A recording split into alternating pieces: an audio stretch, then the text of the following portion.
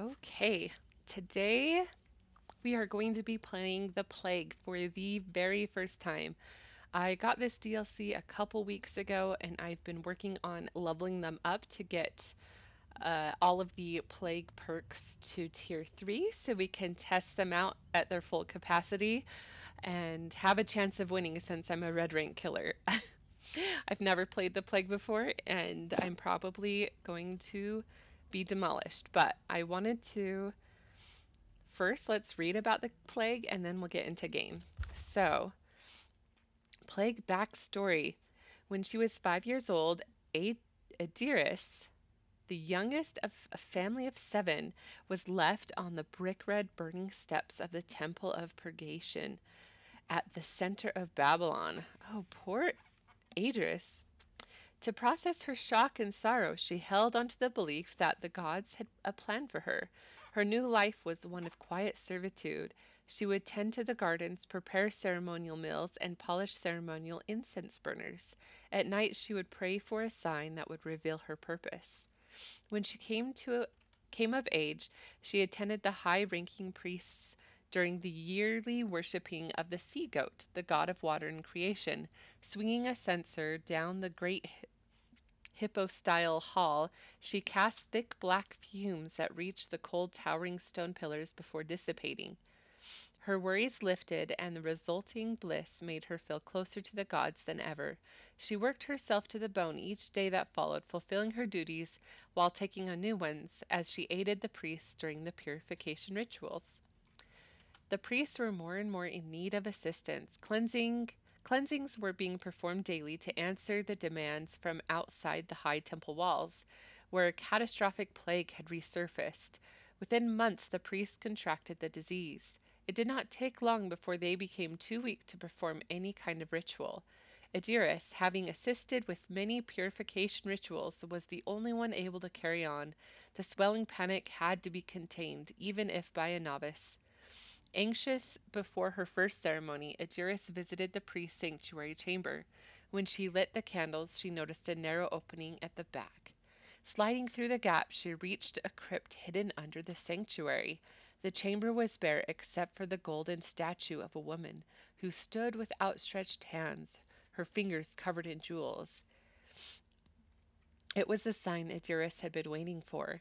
The great hall was packed with followers who bowed down as Adiris entered. She strode to the brick altar and grabbed a ceremonial dagger, forged in silver, her ruby-ringed fingers wrapped around the blade like claws.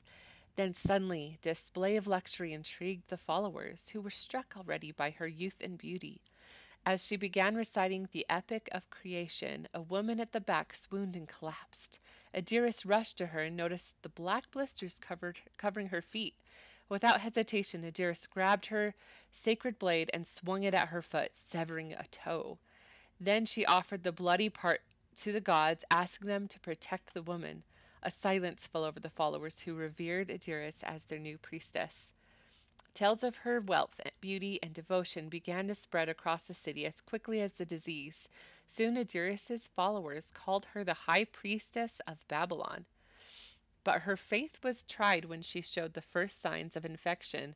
Her cough became a mix of phlegm and blood. Her neck erupted in abscesses, and her four-toed foot darkened. Ashamed of her condition, she began wearing a veiled headpiece and carried a censer that masked the rancid smell of sick that clung to her skin. Hoping to be saved, she kept performing the rituals, offering blessed water and food to her followers. No ritual could save her. In a desperate attempt to appease the gods, Adiris banished herself from the city. She traveled north with a few followers, venturing through the cold woodlands of Urashtu until it was no longer possible to walk. They camped in a damp cave where Adiris lay in a pool of vomit. Her foot, which had turned black, was now swollen. She could not go any further. Her followers, she realized the truth in that cave. They were all infected with the plague. Kneeling among her wretched followers, Adiris made one last prayer. The black fumes of incense rose into the damp air before being wiped off by a cold breeze. Neither the body of Adiris nor her followers were ever found. Many told tales of her return, but no one truly knew what fate had befallen the high priestess of Babylon. That is a long backstory. but we assume she still walks the earth as the plague, spreading the plague, trying to help others, but really killing them. I don't know. Okay, her power. I've played against her many times, so I do know her power, but we will read it. Her condition deteriorated as the plague overtook her body. Her toes blackened, her neck mushroomed into cysts, and her throat gagged with bloody vomit. Vile purge. Infect environmental objects and survivors with vile purge to create an unending cycle of sickness. Press and hold the power button, charge, vile purge, and release the button to unleash the stream of infectious bile. Okay, so hold it and then let go to release. Hitting a survivor will cause them to become infected. Hitting an environmental object will cause it to become infected for a short time. Survivors interacting with infected objects will also become infected. When a survivor infection indicator is completely filled, the survivor is put into the injured state and is afflicted by the broken status effect and forced to vomit at random intervals. Special ability, ingest corruption. Infected survivors can heal themselves to full health and cure their infection by cleansing at a pool of devotion, which I'll be facing red rank, so I will not plan on them cleansing.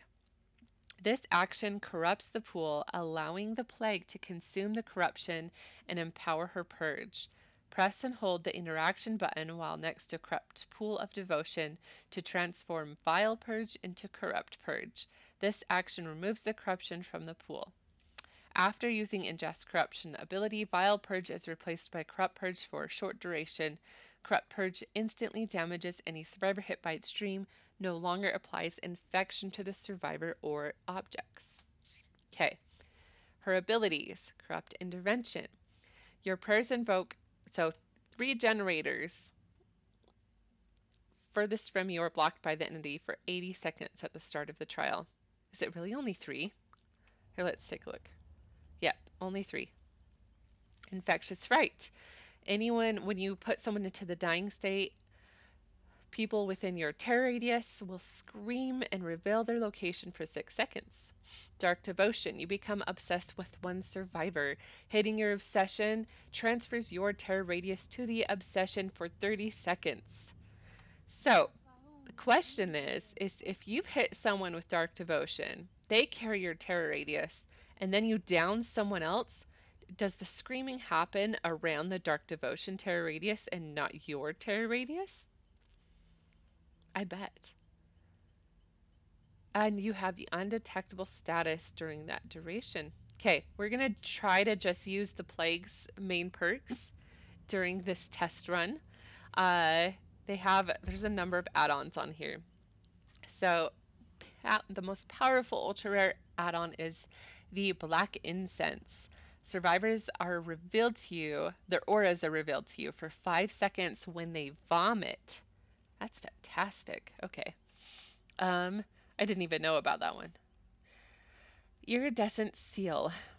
You increase your movement speed while holding Corrupt Purge and decrease the duration of the Corrupt Purge.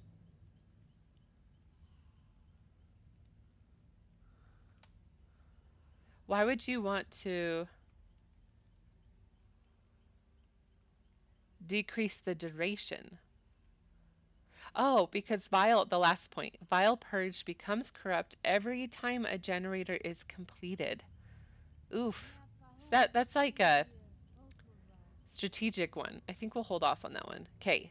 Devotee's Amulet. Considerably increase the duration of Corrupt Purge. Considerably increase the rate survivors gain infection from interactions. I like that idea. Severed Toe. Considerably increase Vile Purge effectiveness.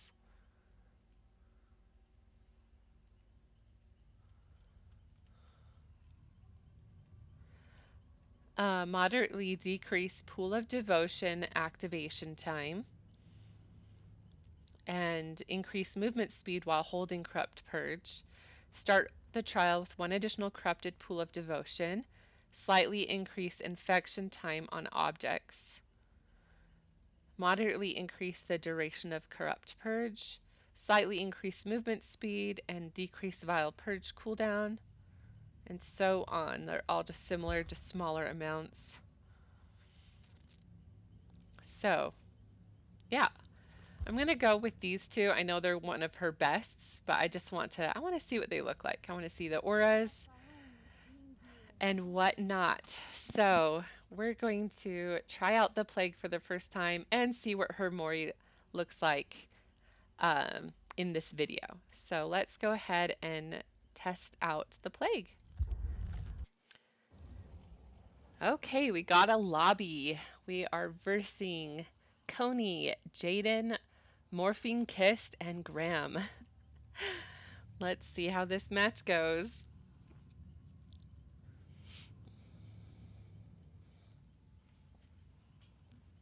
Here we go.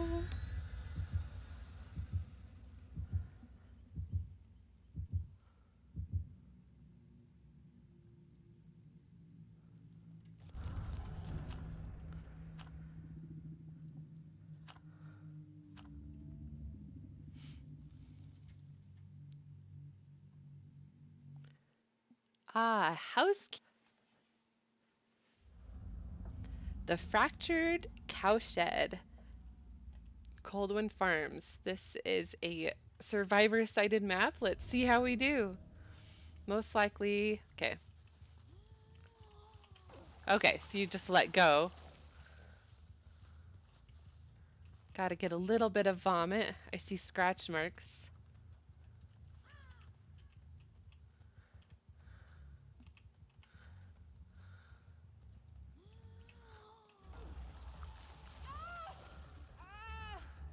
Okay, so you kind of just gotta...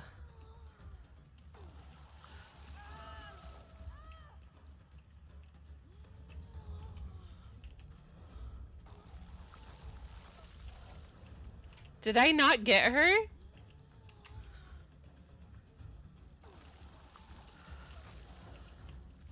Jeez. I'll just hit her. Why does she need to be corrupted anyway, right? Oof. Ooh, they're spitting up. Do you see? They're highlighted. Their auras are highlighted. It's exciting. Okay, so I have to hold down M2 more often.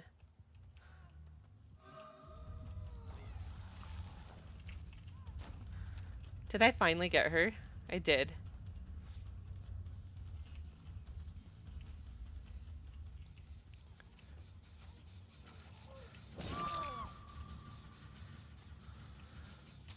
Let's damage the generator. It's already puked on. Heck yes. Pick her up. Okay, so I see my free little well over there. It's highlighted in white. Oh, we had someone DC? Snap. Okay.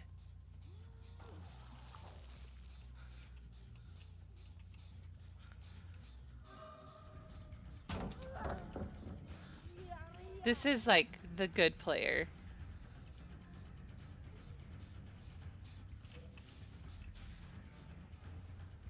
We're gonna kind of leave her alone, to be honest.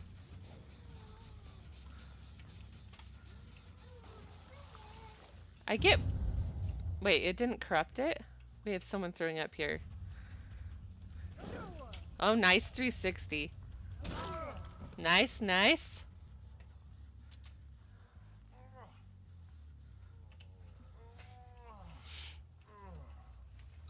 Okay, I'm liking this add-on that shows me their auras. We're gonna puke on this. What is she doing? She's given up. I kind of feel bad that this is my first match. It took a long time to get into this game. Okay. Oh, we've got a gen done, and we know where the last remaining survivor is. It's this girl.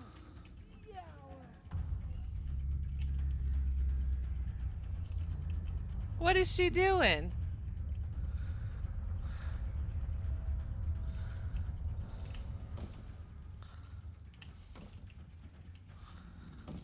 Okay, better just break it. She's the only one that knows what she's doing at all.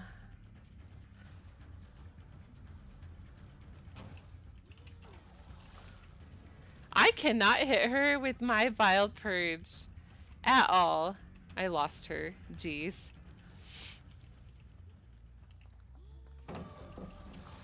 How did I not hit her? She good.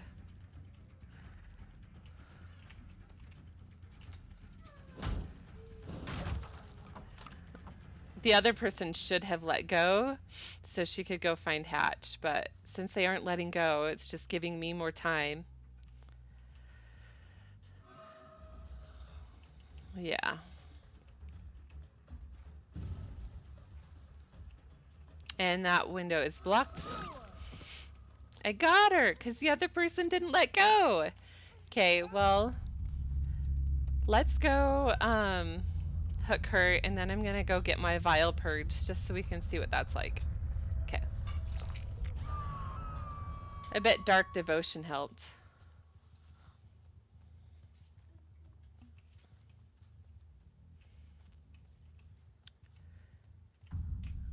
Come on, I'm not fast enough. She's gonna die before I get it. Yes, the blackness. There you go. There you have it. First plague game. Give them a GG well played.